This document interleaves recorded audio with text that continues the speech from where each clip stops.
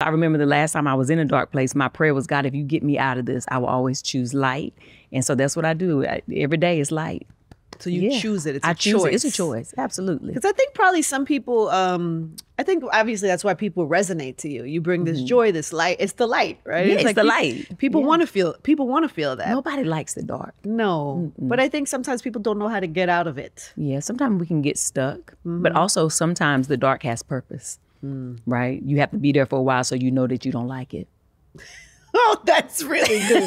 Why are you giving me a word and you just got here, Tabitha? You just sat in my chair. That's the truth, Bruce. Don't come give me a word as soon as you sit in the chair. Yeah. Sometimes you got to go through it. So you realize, you know what? I don't want to go back there. Yeah, because if you go through it too fast, the you lesson is don't not catch learned. It. Yeah. You don't catch it. That's why that stuckness sometimes take a while. Oh, that is a good one for today. Yeah. All right, thanks. That was a great interview. Thanks. No, Thank y'all for coming. Okay, God bless you. Good night. No, we got a lot to get to today. First of all, what a lovely way to live your life, but also to create a business and a career around that. Yeah, right? Just being myself. I never could have imagined. Really? I never could have imagined, no. I always just dreamt that I was going to be a famous actress. Like, that was my whole thing as a kid. I just wanted to grow up and be this famous leading lady. But I did not think that I would grow up and become free and become successful for being myself. Become free? What do you mean? Yeah, because so the first probably 20 years of pursuing my career and pursuing acting and entertainment, I wasn't free. I was conforming, code switching, trying to fit in, trying to dress how I thought I was supposed to dress, wear my hair one way, talk one way. And that's not freedom. I was trying to live to please and fit in. Why did you learn to do that? Absolutely. You know, I'm from the South, right? So you learn it early without even knowing. I learned to code switch, watch my mama like pay bills or go to the bank or talk to white people. I'm like, oh, that's how we have to talk to them. Okay.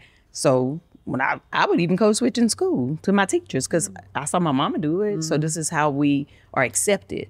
It was just a natural thing.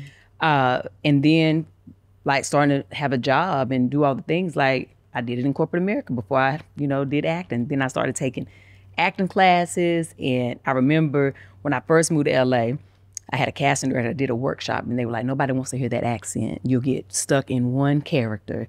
You got to learn to mask it. So I was already masking it in corporate America. So then I started trying harder to mask it even more to the point where I lost who is Tab. And I started to believe this version of myself I created. And I also feel like that's why I got sick, because I was suffocating the true me.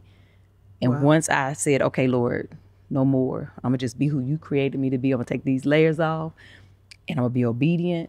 And every day I'm gonna just show up and try to be myself, the same me that my daddy know, the same me that my sister know, and my husband and my children know behind closed doors.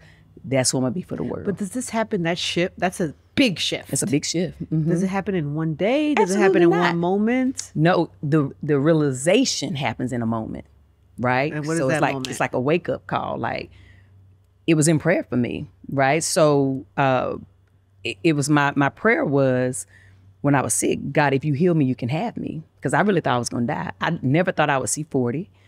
And in that moment that I meant that prayer. You have the autoimmune disease. It was something autoimmune that they never diagnosed, got it. right? Which is why I went vegan.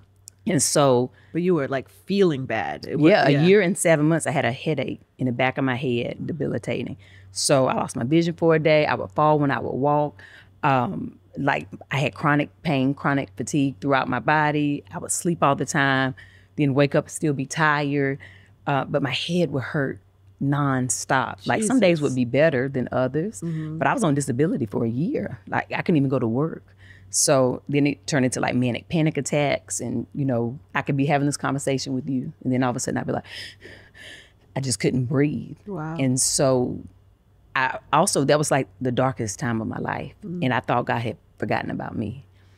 And what I realized is I had forgotten about him in a way where it wasn't even that I had really forgotten about him. I didn't really know him. I knew what I was taught. But this was the season where he said, I got to take you to the darkest place so that you can really see who I am and really accept me. And so when I did, my whole life changed.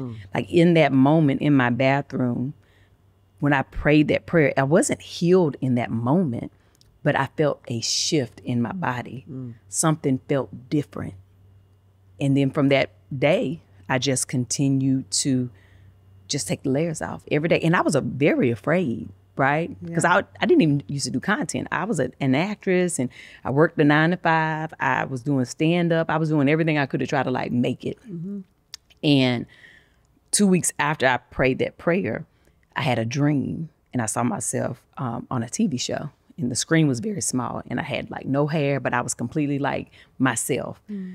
And I've had dreams ever since I was a child. It's a gift that I have that they come to pass. And so I woke up and I prayed, Lord, reveal that to me. What was this dream that I had on the show? Because at this time, I'm not auditioning. I'm not doing stand-up. I'm not doing anything that could get me a show. And I heard a voice that said, start doing videos. And I was like, start doing videos. Why would I do a video? Like, I'm hearing things. Now I'm tripping. The voice again was like, start doing videos. And I was like, well, Lord, I'm an actress. I don't do videos. He was like, remember 2 weeks ago in that bathroom, you said, if I heal you, I could have you. And I was like, I did say that, Lord. Well, I guess here goes obedience, right? And that is the only reason that I started to do videos. And as I started, I realized in the very beginning, if you could find like my very old videos on Facebook, I still was very scared. I was still trying to talk a little bit proper, a little bit like, okay, I want to be accepted. I'm going to tell my stories and things, you know, because I would just be a sit-down comedian on my bed because I still was not well.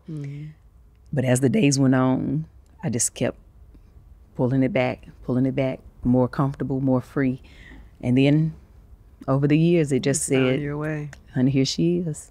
You ever notice how everything keeps going up? I mean, rent is going up, streaming services are going up, even like your favorite burrito place all of a sudden wants to charge you for salsa. You go to the supermarket, they want to charge you extra for the bag. It's kind of crazy out here. The good thing is with Boost Mobile, you and your phone bill do not have to play that game. You don't have to play the will this go up soon game. Why? Because Boost Mobile has an unlimited talk, text, and data plan at a price that will never go up. In fact, it's the same price you'll pay for life. So switch now to unlimited wireless at a price that will never go up. Only at Boost Mobile. After 30 gigabytes, customers may experience slower speeds. Customers will pay $25 a month as long as they remain active on the Boost Mobile Unlimited plan. What, did you know that was his voice?